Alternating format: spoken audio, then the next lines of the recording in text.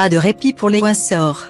Si ces derniers pensaient pouvoir profiter de leur été pour recharger les batteries mises à mal cette année par les remuants Sussex, il n'en sera rien. Car Andrew, le chouchou de la reine Elisabeth II, est toujours embourbé dans le scandale Epstein et l'affaire vient de connaître un nouveau rebondissement. Virginia Giuffre est l'une des jeunes femmes présentées au prince Andrew par Jeffrey Epstein. À plusieurs reprises ces dernières années, la jeune femme a raconté les circonstances sordides de leur rendez-vous. L'Américaine, aujourd'hui âgée de 36 ans, racontait notamment avoir passé 2 jours seule avec le Britannique dans le ranch de Jeffrey Epstein. Elle expliquait avoir répondu indéfiniment à chacun de ses besoins.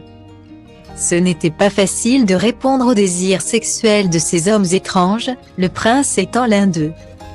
Rapportait déjà le Daily Mail en août 2020.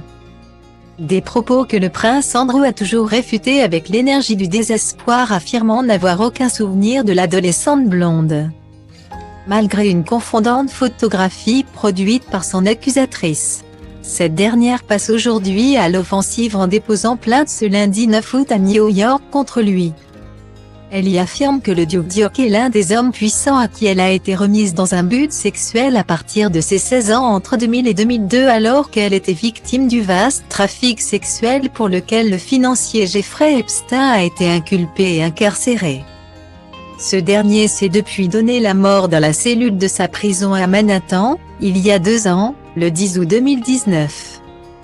Le prince Andrew est accusé dans la plainte d'avoir agressé sexuellement Virginia Giuffre à 3 reprises, à Londres chez Ghislaine Maxwell, l'ancienne compagne de Jeffrey Epstein, dans les propriétés de l'homme d'affaires à New York et dans les îles Vierges.